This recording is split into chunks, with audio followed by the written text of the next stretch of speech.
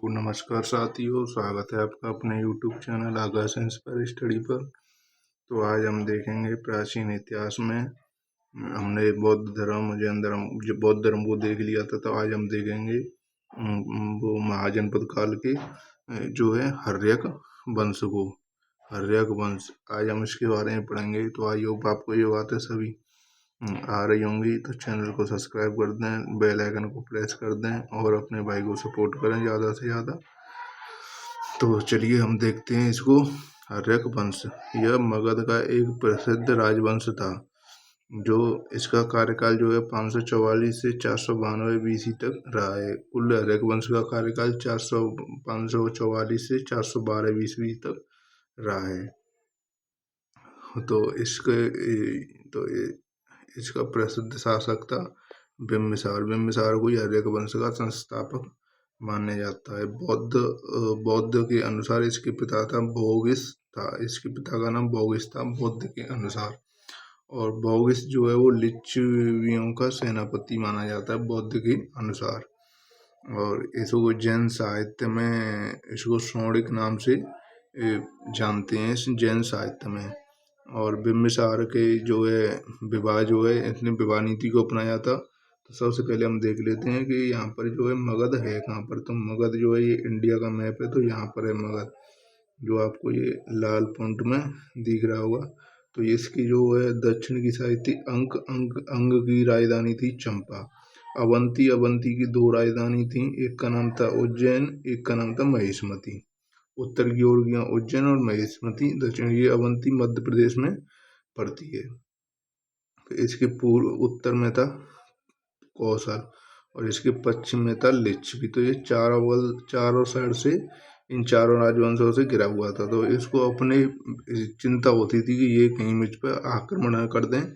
तो इसीलिए इसने जो हर्यक वंश के संस्थापक बिम्बिसार ने इनसे विवाह नीति अपनाई।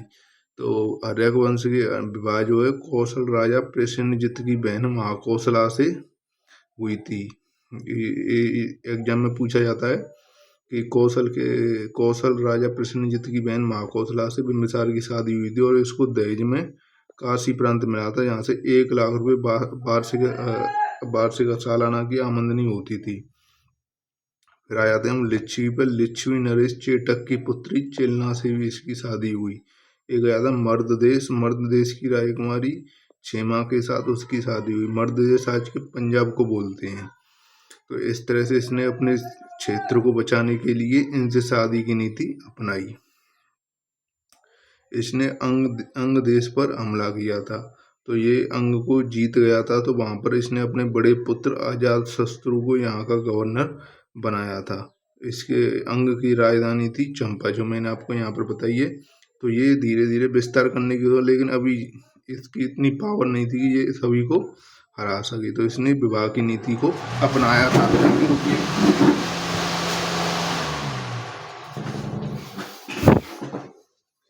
इसने विवाह की नीति को अपनाया था। सॉरी, कुछ मिनट के लिए डिस्टर्ब हुआ होगा आपको, आई होप, उसके लिए क्षमा चाहता हूँ मैं।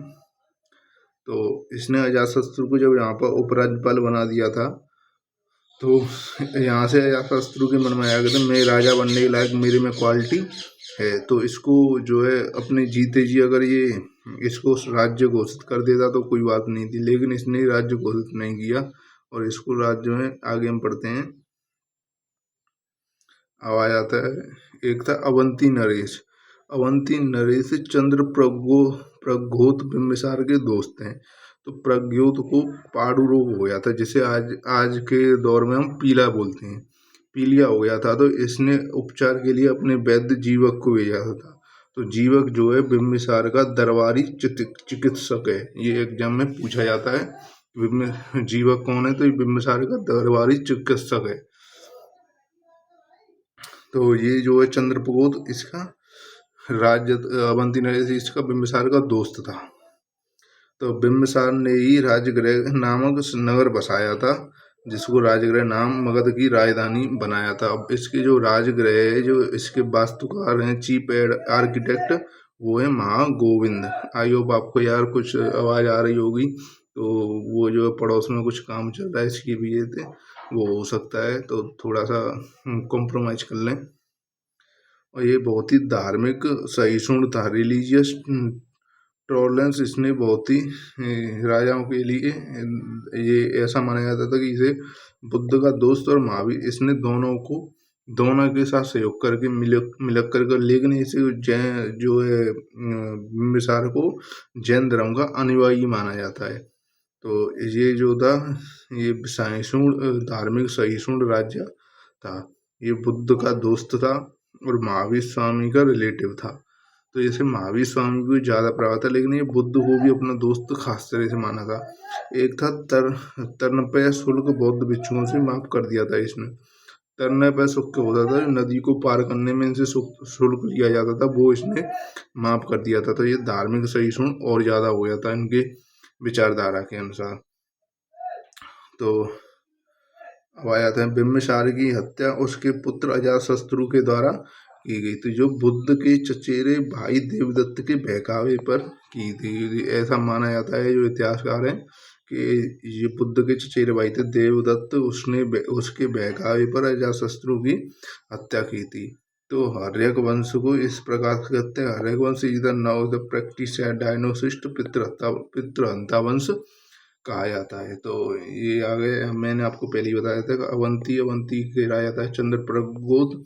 तो दो राजधानी थी अवंती की, एक उत्तर की ओर तथा उज्जैनी, और दक्षिण की ओर की थी महिष्मती। तो अब आ जाते हैं हम और हर्यक वंश की बिम्बिसार जो है, बिम्बिसार के बाद आएगा उसका उत्तराधिकारी अजातशत्रु। अजातशत्रु का कार्यकाल रहा है 492 बीसी से 460 ईस्वी ईसा पूर्व तक। तो इसके अजातशत्रु का नाम का अर्थ है जिसका कोई शत्रु पैदा न हुआ हो।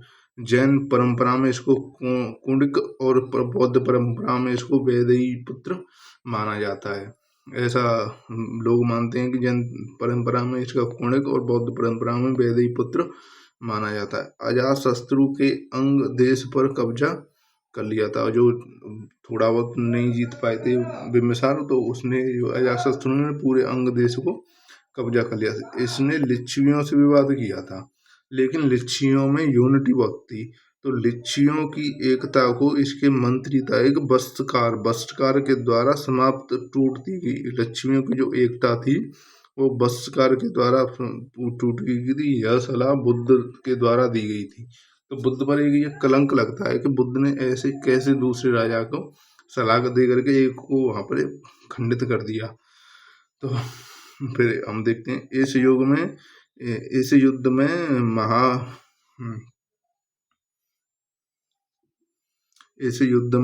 जो है मखली पुत्र गोसाल की हत्या हो गई थी। इस युद्ध में मखली पुत्र गोसाल की हत्या हो गई थी। इसका संबंध आजीविक संप्रदाय से है। और इस युद्ध में जो है लक्ष्मी से हुआ था, वो रथ मूसल युद्ध का जो टैंक आज के युग में टैंक के बराबर होता है।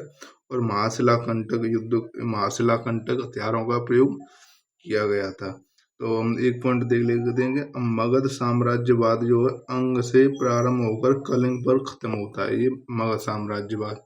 और कौशल इसका दूसरा युद्ध हुआ था अजातशत्रु का। कौशल नरेश प्रसेनजित से विवाद के कारण काशी प्रांत को इन्होंने कौशल ने वापस ले लिया था। पहले प्रसेनजित हारे और बाद में जीते। तो प्रसेनजित ने अपनी पुत्री वाजरा की शादी अजातशत्रु से की और काशी को वापस दे दिया था। तो ये रहा अजातशत्रु के बारे में। तो अब हम देखते हैं अजातशत्रु। अवंती नरेश चंद्रप्रद्योत से भी इसका विवाद हुआ था।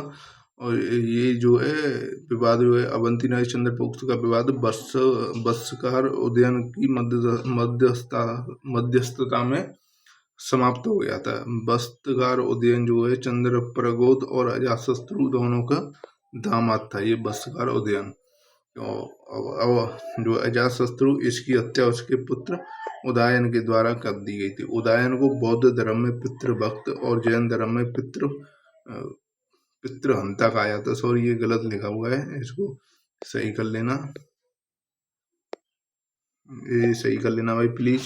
इसको जैन धर्म में पितृहंता कहा गया है।